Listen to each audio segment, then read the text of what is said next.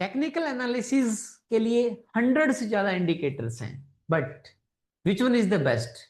Hi everyone, I am Sushil Aleva. Today I am going to tell you top 5 technical analysis indicator in the market.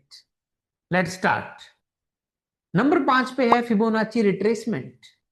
Fibonacci retracement एक ऐसा indicator है जो आपको बताएगा कि अगर आपने एंट्री ली है तो आपका नेक्स्ट टारगेट क्या होना चाहिए, अगर आपका स्टॉप लॉस है तो क्या होना चाहिए.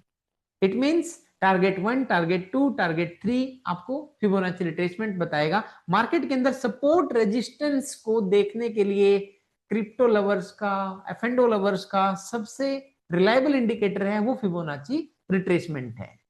नंबर 4 पे है ATR. ATR stand for average trading range. It means कि आपका एक स्टॉक के अंदर कितनी कैपेसिटी है एक दिन में मूवमेंट देने का.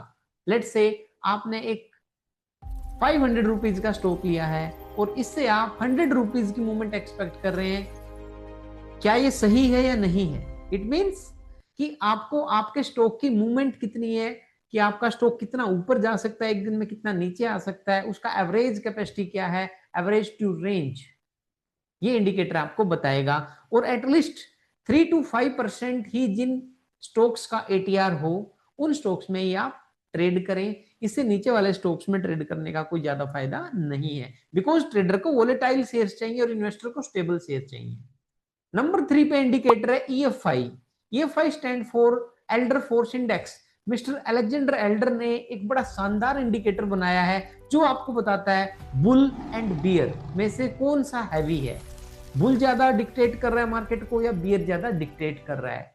एक्चुअल में मार्केट में हमेशा दो प्लेयर होते हैं, बट एक टाइम पे कौन सा हैवी है ये जानने के लिए आपको वॉल्यूम देखना पड़ता है, प्राइस देखना पड़ता है, उनका एक्शन देखना पड़ता है, और ये दोनों के दोनों कॉम्बिनेशन ईएफआई आपको बड़े अच्छे से बता देता है. इसके सेंटर लाइन के ऊपर जब होता है ग्राफ ईएफआई का तो ये बुल दिखाता है, और सेंटर लाइन के नीचे जब होता है ये बियर दिखाता है.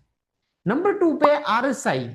आरएसआई वर्ल्ड वाइड सबसे ज्यादा देखे जाने वाला इंडिकेटर है, बट सबसे ज्यादा धोखा भी लोग आरएसआई से खाते हैं. तो आरएसआई बड़े ध्यान से देखें, ये हमें प्राइस की स्ट्रेंथ बताता है, बट आरएसआई के डाइवर्जेंस आरएसआई से भी ज्यादा इंपॉर्टेंट है.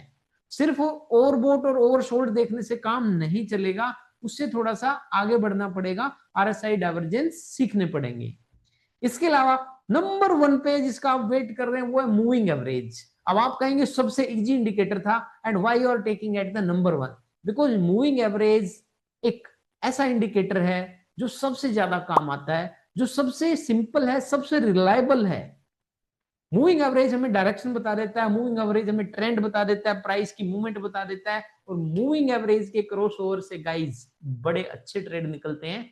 अगर आप ट्रेडर हैं तो आप ईएमए यूज कीजिए, अगर आप इन्वेस्टर हैं तो आप एसएमए यूज कीजिए, और इनके क्रॉस ओवर के अपने खुद के रूल बनाइए और उस रूल पे ट्रेड कीजिए.